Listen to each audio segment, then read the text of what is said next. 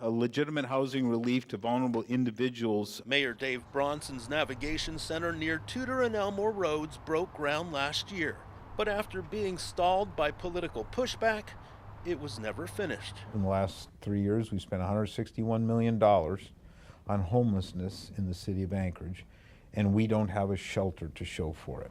With only some concrete being poured and the purchase of a tent-like structure that's still in storage, there's not much to show for it. To the best of my ability. Bronson has supported the construction of a navigation center since taking office in July of 2021.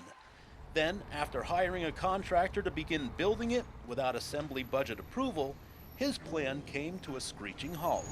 In the end, that's just a prison by another name. Assembly Chair Christopher Constant opposed completing the Nav Center. Is there any objection? And ultimately voted against it. What we don't need is a 1,000-person mass shelter in any neighborhood in this town. But Bronson points to the city of Reno, Nevada as an example of how a navigation center can work. It works very well, and the homeless problems are greatly diminished in Reno.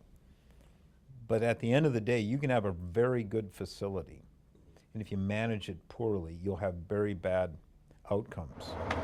While officials in charge of the Reno project claim success, the $70 million price tag has sparked some controversy. It's a cost split between taxpayer money and charitable grants. Despite this, as Ashley Grams from our sister station Colo reports, the Reno Navigation Center there continues to grow.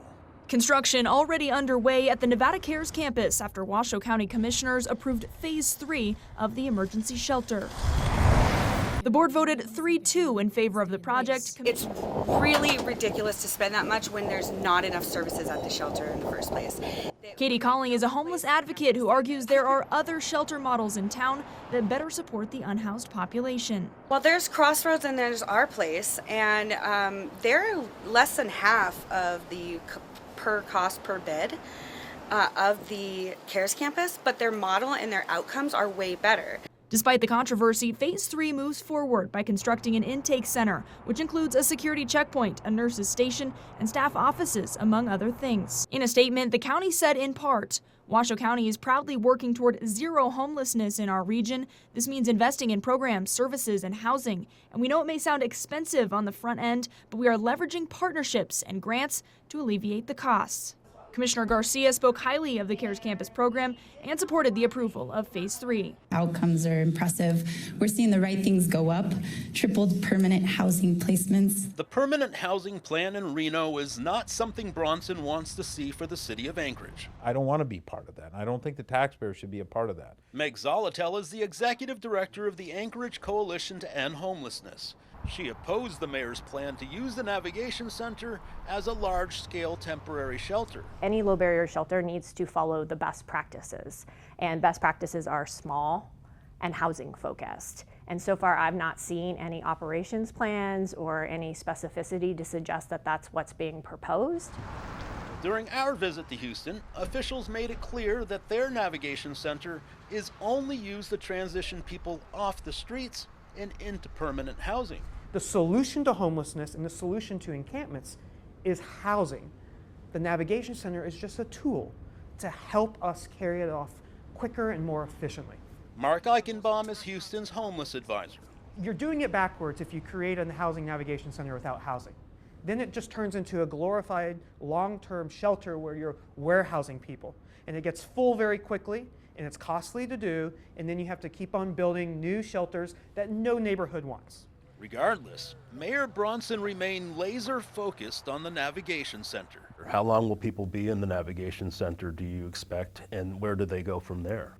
We have people that have lived in Brother Francis shelter for 20 years. If the mayor's argument of why we need a 1,000-person tent is because people are going to stay there and have stayed there for years, he's missing the mark. The mark is break the cycle.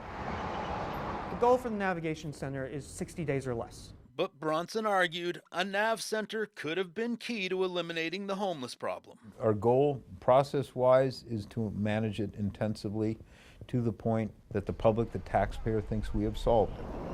Since neither side has come to any long-term agreement on housing, Bronson recently proposed flying homeless people out of state.